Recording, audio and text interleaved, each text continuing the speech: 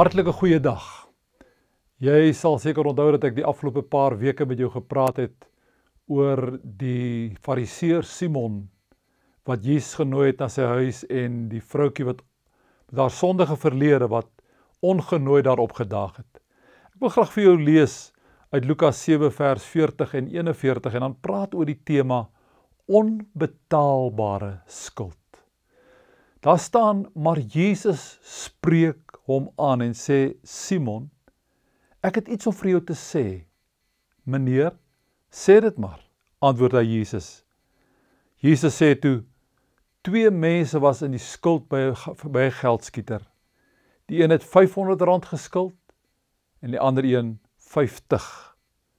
Nou, terwyl die vrou nog daar by Jesus se voete kniel, gebruik hy 'n beeld uit die alledaagse lewe om 'n groot waarheid by Simon tuis te bring. Dit was 'n beeld wat Simon en almal wat daar was goed verstaan het. Jesus gebruik 2 mense se skuldsituasie om Simon en die vrou en eintlik alle sondaars se posisie voor God te verduidelik. Wat die Here Jesus eerstens vir Simon en vir ons sê is dit, dat sonde skuld voor God is. En daarom is alle sondaars skuldenaars voor hom. In hierdie verhaal wat Jesus vertel, is daar 2 skuldenaars. Alhoewel die een dieper in die skuld is as die ander. Die een skuld maar 'n 10de van wat die ander een skuld. Die Here tref hier oënskynlik 'n onderskeid tussen mense wat uiterlik aanvaarbaar, ordentlik, respektabelik leef en die wat sonder skaamte openloop sondig. Ja, wil die Here vir Simon sê, jy is wel beter as hierdie vrou was. Sy was onbetaamlik, onrein, sy het immoreel gelewe, sy was berig.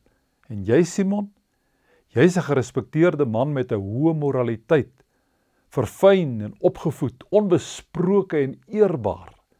Jy's 'n beter mens wat sy was. Jy het veel minder om voor verantwoording te doen as sy. Jou skuld is maar R50 teenoor haar R500.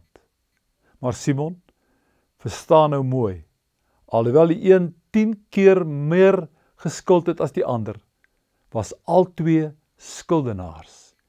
En nie een van die 2 kan hulle skuld betaal nie. Sal ek en jy dit vandag ook voor die Here erken? Here, ek erken dat ek ook nie my skuld teenoor U sou kon vereffen nie. Maar dankie dat Jesus ook vir my sondeskuld aan die kruis gesterf het.